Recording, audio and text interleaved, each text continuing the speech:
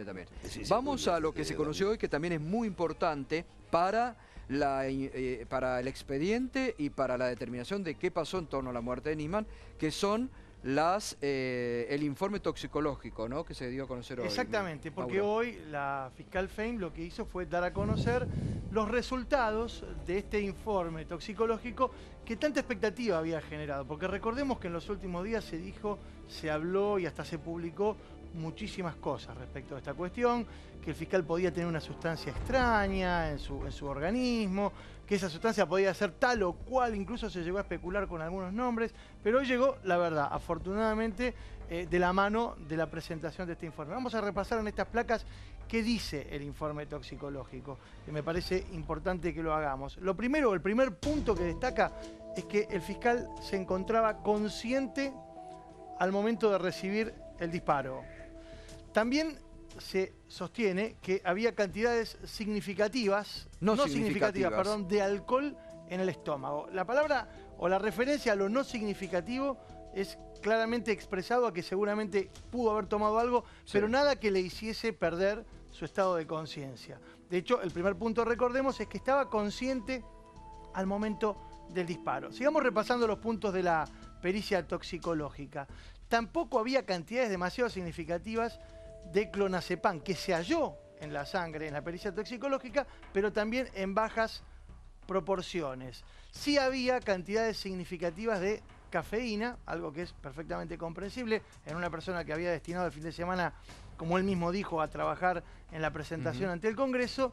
Y finalmente, y este es el punto, te diría, más importante de todos, más allá de que los otros también hay que destacarlos, que es que el examen histopatológico ratificó plenamente la autopsia que ya había trascendido y que hacía referencia, recordemos, Gustavo, a que hay un único orificio de bala sobre su oreja derecha, que el disparo había causado la muerte instantánea, que la bala había quedado alojada en el cráneo y que había habido pérdida de masa encefálica, que no había lesiones defensivas y sobre todo que había habido intervención de terceros. Es decir, que esto prácticamente quedaría circunscripto a lo que prima facie había dicho la fiscal Fein, que era justamente que todo era o iba en camino de determinar que se trataba de una lesión autoinfligida. Bueno, digamos que con estos elementos que se conocieron hoy se van despejando ya dudas y supuestas hipótesis, ¿no?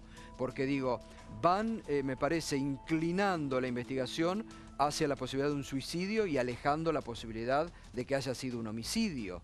Porque no hay elementos determinantes para inducir que se podría haber sido.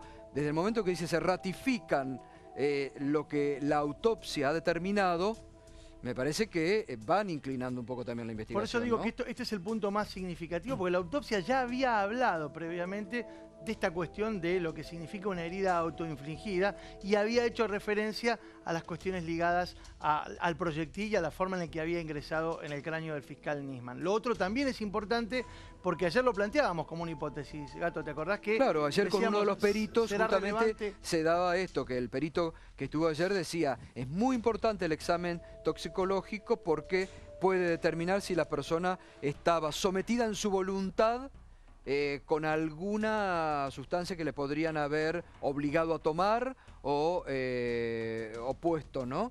Esto lo descarta absolutamente. Está claro que nada de eso había y ahora se empieza a trabajar, me parece ya más firmemente, sobre la hipótesis del suicidio, que insistimos, esto en ningún momento la fiscal Fein lo ha hecho y tampoco lo haremos nosotros. No se descarta la existencia de otras hipótesis en materia investigativa, pero claramente pareciera ser la hipótesis del suicidio la que más peso tiene a estas horas. Bueno, y además habrá que ver también, reitero, me parece a mí fundamental, qué declaró Estiuso, ¿no?, en la causa.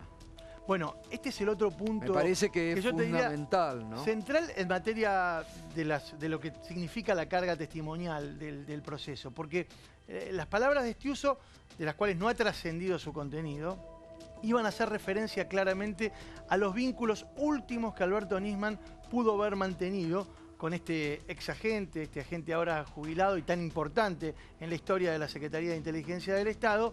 Y sobre todo, vos sabés que el punto era sobre los celulares, ¿no?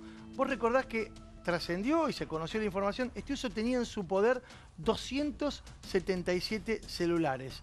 De algunos de estos celulares salieron y entraron llamadas que están relacionadas con el proceso investigativo. Ahora, la pregunta que tal vez haya respondido Estiuso ayer, ¿estaban esos celulares los que sonaron cuando Nisman llamó y en algunos casos fueron atendidos y en otros no, en poder de Estiuso o de otra persona? Bueno, Mauro, esto es justamente lo que el abogado de Estiuso intentó expresar para diluir su responsabilidad en esos llamados. Lo notable es que Estiuso tenía esos 279 teléfonos celulares a su nombre, probablemente no los tuviera todos en su poder, es cierto esto, pero la CIDE, institucionalmente, orgánicamente, tiene unos 300 celulares. Menos, 280 y pico. Total, bueno, esto... Tenía tantos Estiuso como la Secretaría de Inteligencia. Esto habla de algo mucho más desarrollado que el criptoestado del que habla Bonazo. Era directamente Estiusolandia.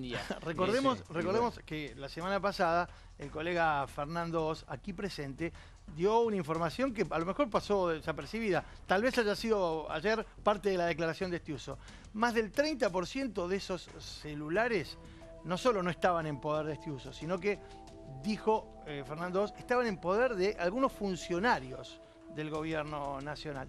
¿Por qué? Porque claramente lo que se hace muchas veces es utilizar esas líneas que se presumen son seguras para otros asuntos. Con lo cual también hay que determinar qué dijo Estiuso sobre las líneas que recibieron los llamados. Bueno, en el medio de la marcha volvió a tuitear Diego Lagomarsino, el empleado informático, el último que se presume vio con vida al fiscal, hoy tuiteó. Dijo, mi respeto y homenaje a un gran fiscal argentino, que Dios ilumine a su familia. Diego Lagomarsino, que ya se quedó sin su trabajo en la Fiscalía. Muy rentable, por cierto. Sí, obviamente con un alto sueldo. La última persona que vio con vida, se supone, al fiscal y que le llevó el arma, no es un dato menor, ¿no? Que le llevó el arma, que le entregó el arma al fiscal Nisman. Bueno, hoy en el medio de la marcha tuiteó eso. Yo lo que me pregunto, Mauro, es cuánto puede servir la declaración de un personaje tan opaco como Estiuso, ¿no? Porque bueno, estábamos todos con mucha expectativa, pero uno dice... Pero y depende si dice la verdad o mentira. Por eso, ¿cómo